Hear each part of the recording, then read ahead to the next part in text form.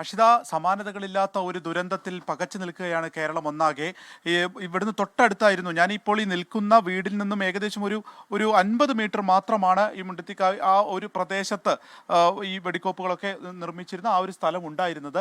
അപ്പോൾ അവിടെ നിന്ന് പെട്ടെന്ന് ഈ ഒരു 3:30 കൂടി ഈ ഒരു വെടിക്കെട്ടിന് സമാനമായിട്ടുള്ള ഒരു സാഹചര്യം ഉണ്ടായതോടുകൂടി തന്നെ ഇവിടെ ആകെ പകച്ചു. ചില്ലുകൾ പൊടുപൊടുന്നനെ വീഴുന്നതാണ് ഈ വീട്ടുകാർ ആദ്യം തന്നെ കാണുന്നത്. ആ ദൃശ്യങ്ങളാണ് നമ്മൾ കാണുന്നത്. കണ്ടില്ല, ഈ ചില്ലൊക്കെ പൂർണ്ണമായിട്ടും തകർന്നു നിൽക്കുകയാണ്. അത് മാത്രമല്ല, ഇപ്പോൾ ഈ വീടിന്റെ ഈ സൺഷെയ്ഡിന്റെ ഭാഗം, അതിന്റെ ഒരു സൺഷെയ്ഡിന്റെ കോൺക്രീറ്റിന്റെ ഒരു ഭാഗം തന്നെ അടർന്ന് തെറിച്ച് വീഴുന്ന് കിടക്കുന്നതാണ് പിന്നീട് ഈ വീട്ടുകാർ കണ്ടത്. അവരൊക്കെ ഈ വീട്ടിലുണ്ടായിരുന്നു. നമുക്ക് ഈ വീട്ടിലെ ഉടമസ്ഥനോട് ചോദിക്കാം. അദ്ദേഹം ഇവിടെ ആ നേരത്ത് കടന്നുറങ്ങായിരുന്നല്ലേ, എന്താ പെട്ടെന്ന് ആദ്യം തോന്നിയത്? പെട്ടെന്ന് ഈ ശബ്ദം കേൾക്കുമായിരുന്നോ?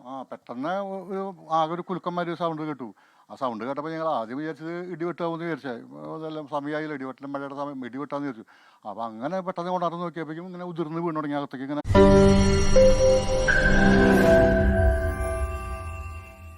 ലോകത്തെവിടെയായാലും ഏത് സമയത്തും 24 വാർത്തകളും ഓഗ്മെന്റഡ് റിയാലിറ്റി പാക്കേജുകളും എക്സ്പ്ലെയിനറുകളും വിശദമായി കാണാൻ ഞങ്ങളുടെ യൂട്യൂബ് ചാനൽ നിങ്ങൾക്ക് സബ്സ്ക്രൈബ് ചെയ്യാം.